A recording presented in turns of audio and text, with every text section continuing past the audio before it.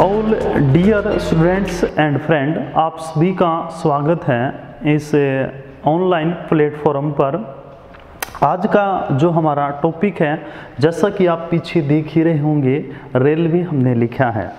तो आज हम जो बात करने जा रहे हैं वो बात करेंगे कि रेलवे का कैसे विकास हुआ, रेलवे के अंदर कैसे कैसे परिवर्तन आए। शुरुआत से बात करते हैं, बिल्कुल स्टार्टिंग उससे, जैसे हम बात हिस्ट्री इतिहास पर जाते हैं सबसे पहले कि रेलवे ने कैसे कैसे दौर भी देखे हैं। अगर हम शुरुआत करें तो सबसे पहले, अगर हम बात करें सबसे पहले 1604 के अंदर, सबसे पहले सन 1604 में इंग्लैंड में, सन 1604 इंग्लैंड में ट्रेन की परिकल्पना की गई, ट्रेन की परिकल्पना की गई। और ये जो ट्रेन की परिकल्पना थी, ये कैसी परिकल्पना थी?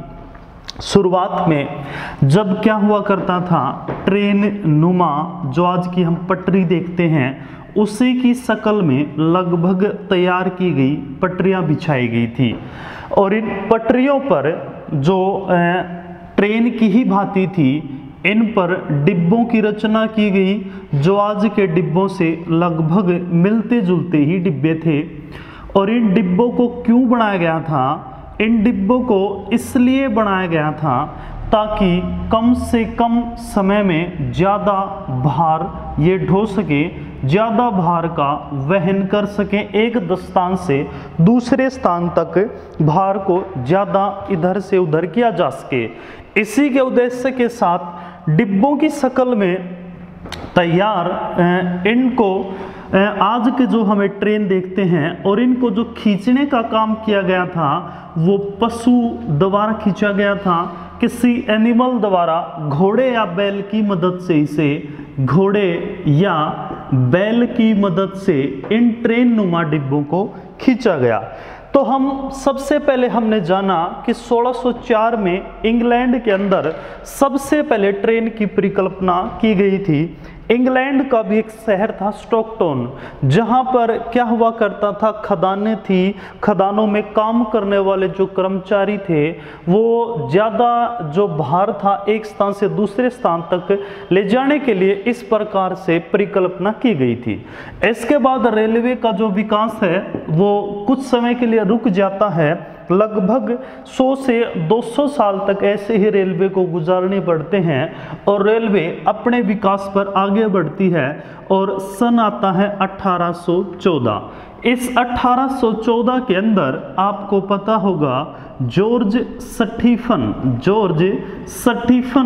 क्या करते हैं, एक स्टीम भाप के इंजन का आविष्कार करते हैं। जॉर्ज स्टीफन भाप के इंजन का आविष्कार करते हैं और ये भाप का इंजन रेलवे के लिए बड़ा ही क्रांतिकारी कदम साबित होता है। लेकिन वहाँ कहते हैं ना, समस्या आ जाती है, और जब समस्या आती है तो बहुत सारे अपने साथ परेशानियाँ लेके चलती है वो। तो जॉर्ज जो स्टीफन ने इंजन तो बना दिया था, लेकिन ये भाप का इंजन काम नहीं कर पाया और रेलवे के भार को ढो नहीं पाया, रेलवे को खींच नहीं पाया। इसके बाद में जो रिचर्ड थे, रिचर्ड क्या करते हैं, रिचर्ड ही वो व्यक्ति थे, इन्हीं के द्वारा बनाए गए इंजन ने ही रेलवे को खींचा था। इसके बाद आगे चलते हैं और वही सन आ जाता है, और यहाँ से मोस्ट इम्पोर्टेंट आपका जो एग्जाम पॉइंट ऑफ व्यू से अगर हम देखते हैं तो यहीं से भी क्वेश्चन भी बन जाता है। और रेलवे सबसे पहले अगर हम बात करें अपना चरमोत्तम, अपना विकास सबसे पहले वो देखती है, यदि उसका जो परिवर्तन है, सबसे बड़ा परिवर्तन आता है 1824-25 के अंदर, जब इंग्लैंड में ही 1824-25 में इंग्लैंड में ही, और जगह का नाम था डॉर्लिंगटन टू स्टॉकटन के मध्य ये रेल चली थी। और अगर हम बात करें दूरी की, तो दूरी इसने कुल 37 मील की दूरी तय की थी। अगर हम बात करें इस ट्रेन की, तो गति इसकी अगर हम बात करें 14 मील प्रति घंटा इसकी गति थी। और यह इसमें अगर हम बात करें कितने यात्रियों को लेकर गई थी, तो इसके अंदर कुल 38 डिब्बों की ये ट्रेन थी, जिसके अंदर 600 यात्री अपने गंतव्य स्थान पर पहुंचाए गए थे। और यहां से क्वेश्चन बनता है, विश्व की पहली रेलगाड़ी कब चली थी? तो आपका आंसर होगा 1824-1825 के अंदर। अगर बात करें, वो पूछता है किस जगह पर चली थी, तो आपका आंसर होगा इंग्लैंड के अंदर चली थी। तो हमने पहले बात की, जो शुरुआत में चली थी वो मालगाड़ी थी, क्योंकि उसके अंदर क्या था, भार को ढोया गया था। खदानों से जो खदान कर्मी थे वो भार को ढो रहे थे। अब ये क्या है, देखो दूरी 37 मील और ये 38 डिब्बों में 600 यात्री, एक पैसेंजर ट्रेन है ये। इसने यात्रियों को अपने गंतव्य स्थान पर पहुंचाया था। इसके बाद ये तो बात हुई विश्व की। अब हम बात करते हैं भारतीय रेलवे का विकास कैसे हुआ। भारतीय रेलवे की कहानी के बारे में बात करते हैं। शुरुआत में भारतीय रेलवे ने कैसा कैसा दौर देखा। तो हमारी जो कहानी, जो रेलवे का विकास है, वो स्टार्ट होता है 1840 से। 1840 के अंदर भारतीय रेलवे की जो कहानी है वो प्रभावित है यूएसए, संयुक्त राज्य अमेरिका भारतीय रेलवे की कहानी को प्रभावित करती है। क्यों करती है? क्योंकि जो कपास था, कपास की जो खेती थी, कपास की खेती प्रभावित होती है, नष्ट हो जाती है संयुक्त राज्य अमेरिका के अंदर। अब कपास की जो खेती संयुक्त राज्य अमेरिका के अंदर प्रभावित होती है, तो उसके लिए जो इंग्लैंड था, इंग्लैंड के हम उपनिवेश हुआ करते थे उस टाइम पर, हमारे ऊपर जो शासन था वो इंग्लैंड का ही हुआ करता था।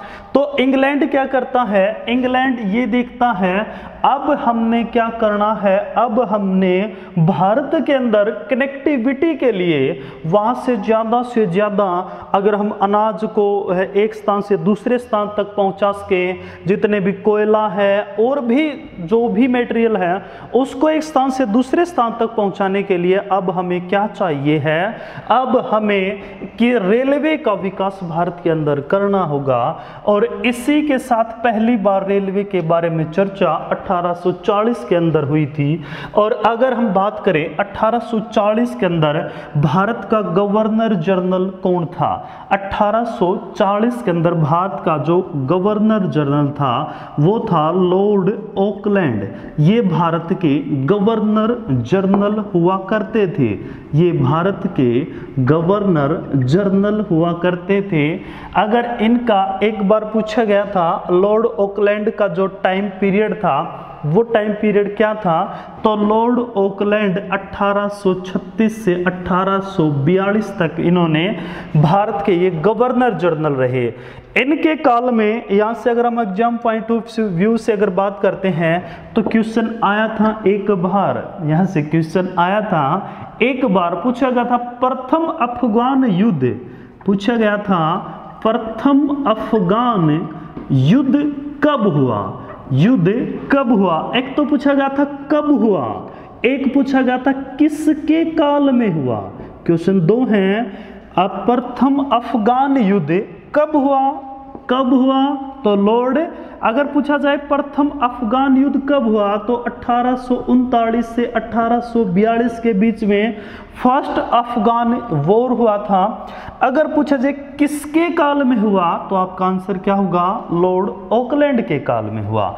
और इसी के काल में क्या हुआ, भारतीय जो रेलवे है, रेलवे क्या हुई, इसी के काल में ही रेलवे ने अपना प्रारंभिक जो शैशव काल था वो शैशव काल इसी में देखा था।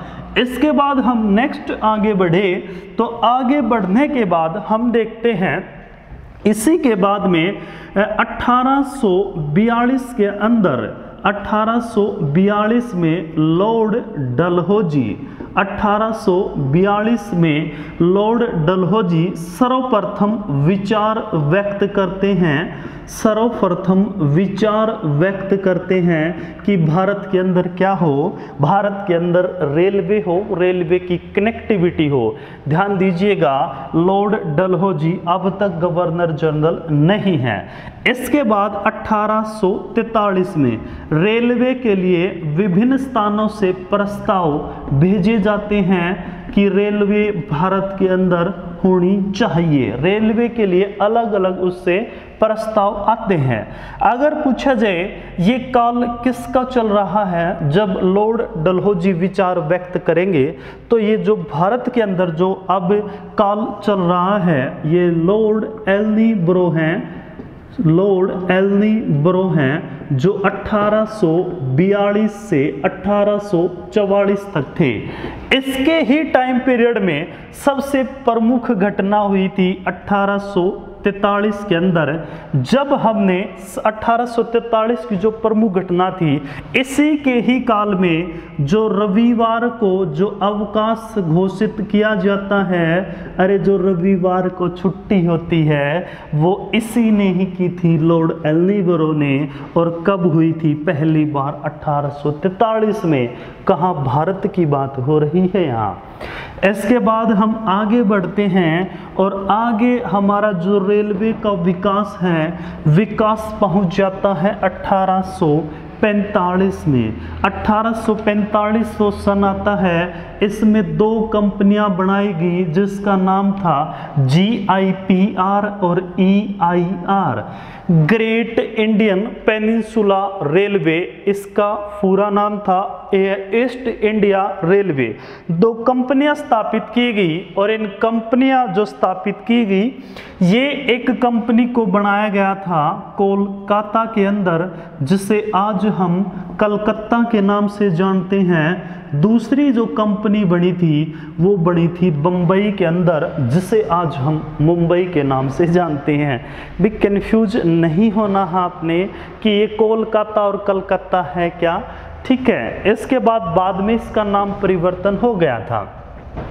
इसके बाद दो कंपनियां स्थापित हुई और रेलवे के लिए इनके मध्य 1848 के अंदर दो प्रयोगात्मक रेलवे लाइनों का प्रयोग, यानी प्रयोगात्मक रेलवे लाइन का समझौता हुआ दो कंपनियों के मध्य। ये समझौता जो ब्रिटानिया सरकार थी और भारतीय जो उस टाइम था, ब्रिटानिया सरकार और इन दो कंपनियों के मध्य दो प्रयोगात्मक लाइनों का समझौता हुआ और इसमें इनको बोला गया कि GIPR कोलकाता की साइड रेलवे लाइन बिछाए और EIR east India railway Mumbai की तरफ लाइन बिछाए। तो इसी के क्रम में जब हम आगे चले, अब जो लॉर्ड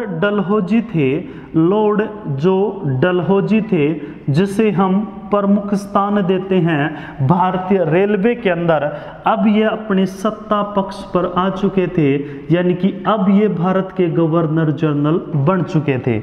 एक बात बताइए आप, अगर कोई व्यक्ति सबसे पहले विचार व्यक्त करेगा और उसी के हाथ में क्या आ जाए, पावर आ जाए, तो व्यक्ति जरूर कुछ ना कुछ करेगा। और इसी के काल में ही लॉर्ड डलहौजी रेलवे के विकास की जो रफ्तार थी उसको दोगुना कर देते हैं, यानी अब रेलवे का विकास दोगुना हो जाएगा। अब रेलवे ज़्यादा जल्दी से अपना काम कर पाएगी। और इसी के ही काल में 22 दिसंबर, आखिरकार वो दिन आया जब 22 दिसंबर 1851 को भारत के अंदर पहली मालगाड़ी चली थी। क्वेश्चन बन सकता है, भारत के अंदर पहली रेलवे कब चली थी, भारत के अंदर चलने वाली पहली ट्रेन कब चली थी? तो चली थी 22 दिसंबर 1851 को। अगर वो आपसे पूछ लेता है, बात लैंग्वेज का है, शब्दों का खेल है, अगर वो आपसे पूछता है कि भारत के अंदर मालगाड़ी चली या पैसेंजर ट्रेन चली, बात करेगा मालगाड़ी की, तो आपने ये आंसर टिक करना है। अगर वो बात करेगा पैसेंजर ट्रेन की तो इसके बाद चलेगी पैसेंजर ट्रेन, पहले मालगाड़ी। अरे हमने पहले ही बताया, इससे पहले 1604 में मालगाड़ी ही तो चली थी, तब जाके 1824-25 के अंदर पैसेंजर चलेगी। पहले मालगाड़ी ही चलती है, हमेशा पैसेंजर ट्रेन नहीं चलती है। ठीक है, अब बात मालगाड़ी चली, और ये मालगाड़ी किस स्थान से चली, किस स्थान के बीच में, तो स्थान था रुड़की टू हरिद्वार, स्थान था रुड़की टू हरिद्वार। हरिद्वार, अरे हरिद्वार का तो सभी को पता होगा, कौन ऐसा नहीं है जो हरिद्वार ना गया हो। ये इसी के मध्य चली थी। हो सकता है कोई इस लेक्चर को, इस क्लास को कोई यूपीएससी का स्टूडेंट भी देख रहा हो, या जनरल नॉलेज के लिए उत्सुकता मन में हो। जब अंदर के विचार उत्सुकता खत्म हो जाती है तो उस मनुष्य का जीवन क्या हो जाता है, एक पशु की भांति हो जाता है। तो उत्सुकता होनी जरूरी है।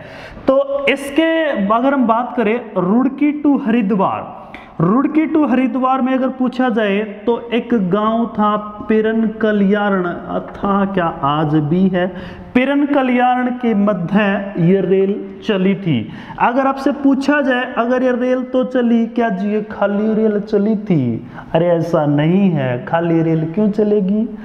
तो ये खाली एक कृषि क्या लेके गई थी, तो इसके अंदर मिट्टी थी, और इसके अंदर मिट्टी और कंस्ट्रक्शन का सामान किसानों के लिए लेके गई थी। तो आपका यहाँ से डाउट क्लियर हुआ कि भारत की जो पहली रेल थी वो कब चली थी, वो चली थी 22 दिसंबर 1851 को। इसके बाद 1851-1852 के अंदर 1851-1852 के अंदर 2 इंजन मंगाए गए थे। एक का नाम था थॉमसन, दूसरे का नाम था लॉर्ड फोकलैंड, दूसरे का नाम था लॉर्ड फोकलैंड। ये 2 इंजन मंगाए गए थे, लोकोमोटिव स्टीम इंजन थे, समुद्री रास्ते से ये भारत आए थे। और ये इंजन जो थॉमसन था ये जर्नल गेज के लिए था, और ये लॉर्ड फोकलैंड था ये ब्रॉड गेज के लिए था। आपने शायद चिर परिचित होंगे कि भारत में 3 टाइप के गेज पाए जाते हैं, फर्स्ट जर्नल गेज, उसके बाद ब्रॉड गेज, नैरो गेज या मीटर गेज, ये 3 टाइप के ही पाए जाते हैं। और आपकी उत्सुकता के लिए और रोचक जानकारी के लिए हम बता दें कि भारत में जो एक ऐसा स्टेशन भी है जिस पर 3 टाइप के गेज मिलते हैं, यानी उस पर 3 प्रकार के गेज मिलते हैं, और उसे विश्व विरासत धरोहर के अंदर उसको शामिल किया गया है यूनेस्को द्वारा, और उसका नाम है सिलीगुड़ी। सिलीगुड़ी जो है ये स्टेशन ऐसा है जिस पर 3 टाइप के गेज पाए जाते हैं। तो ये तीनों बात करते हैं। सबसे पहले 51-52 के अंदर ये इंजन भारत में आए। आखिरकार वो पल आया, वो खुशी का दिन आया, और था अप्रैल का महीना। जैसे ये अप्रैल का महीना चल रहा है, और डेट थी 16 अप्रैल 1853। 16 अप्रैल 1853 को जंगह थी। जंगह की अगर हम बात करते हैं तो जंगह थी बोरी बंदर, जंगह थी बोरी बंदर टू ठाणे, बोरी बंदर टू ठाणे। अगर हम बात करते हैं अवकाश का दिन था, अवकाश था उस दिन, और उस दिन अवकाश भी स्पेशल होने वाला था। और अवकाश जब स्पेशल था तो बात है 3:30 बजे के बाद, 3 बजे के बाद की बात है। वहाँ का जो गवर्नर थे बोरी बंदर टू ठाणे, मुंबई के जो गवर्नर थे, उन्होंने विशेष गाजे बाजे के साथ विशेष तैयारी करके रखी थी, और एक ट्रेन खड़ी थी। ये जो ट्रेन थी, इस ट्रेन में 3 इंजन लगे हुए थे, 3 इंजन थे। पहले का नाम था साहिब, दूसरा था सुल्तान, अरे वो दंगल वाला सुल्तान नहीं है, तीसरा था सिंध। ये 3 इंजन और ये ट्रेन के डिब्बे, 14 डिब्बे थे। इनके साथ एक ट्रेन खड़ी थी और वेट कर रही थी 400 यात्रियों का, कि 400 यात्री आए और मैं कब बोरी बंदर से ठाणे पहुंचो। अब ये कोई ये शिकायत ना कर देना कि इसके अंदर तो जी 14 डिब्बे दिखते ही नहीं हैं, 14 तो है ही नहीं। ऐसा नहीं है, आप दिल की भावना समझिए, 14 के 14 डिब्बे कहाँ से बनाएंगे। तो ठीक है जी, 16 अप्रैल 1853 14 डिब्बों के साथ 400 यात्री और 3 इंजन के साथ ये ट्रेन चलती है दोपहर 3 बजे के बाद, और लगभग ये अपनी यात्रा जो तय करती है वो 33.8 या लगभग 34 किलोमीटर की ये दूरी तय करती है, और ये पहुंच जाती है ठाणे। और पहुंचने के साथ ही ये भारतीय रेलवे के अंदर अपना स्वर्णिम इतिहास लिख देती है कि भारत की पहली पैसेंजर ट्रेन 16 अप्रैल 1853 को चली थी। और इस ट्रेन को नाम भी दिया जाता है, इस ट्रेन को नाम दिया जाता है ब्लैक ब्यूटी। ब्लैक ब्यूटी इस ट्रेन का नाम है। तो अगर किसी को कोई व्यक्ति कोई भी है वो चिढ़ाने के लिए बोलता है ब्लैक ब्यूटी, तो आप दुखी मत होइए। ब्लैक ब्यूटी ऐसा वर्ड है भारतीय रेलवे में जो स्वर्णिम अक्षरों के अंदर लिखा गया है कि ब्लैक ब्यूटी है क्या चीज़।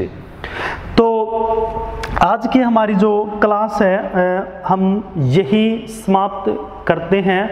आज का जो हमारा लेक्चर है हम यही समाप्त है, क्योंकि हमने लगभग आपसे हम आशा करते हैं जो आज की हमारी क्लास है इससे आपने कुछ जनरल नॉलेज आपको मिली होगी। और नेक्स्ट क्लास में मिलते हैं, और इन 4 पंक्तियों के साथ हम आपको छोड़े जाते हैं। जिंदगी में जो चीज़ हम चाहते हैं ना, जिंदगी में जो चीज़ हम चाहते हैं ना वो आसानी से नहीं मिलती है। जिंदगी में आप कोई भी चीज़ चाहो वो आसानी से नहीं मिलती है, लेकिन जिंदगी का ये सच है, ये जिंदगी का ये सच है कि हम वही चीज़ चाहते हैं, हम वही चीज़ चाहते हैं जो आसान होती नहीं है। अरे जो आसान होगी वो हम क्यों चाहेंगे, हम तो वही चीज़ चाहते हैं जो आसान नहीं होती है। इसलिए आप मेहनत कीजिए, खुश रहिए और स्वस्थ रहिए। मिलते हैं नेक्स्ट लेक्चर में। जो भी आपकी प्रतिक्रियाएं हैं वो नीचे कमेंट बॉक्स में आप लिख सकते हैं। क्लास अच्छी है, बुरी है, आपके लिए हेल्पफुल है या नहीं है। ठीक है, थैंक यू।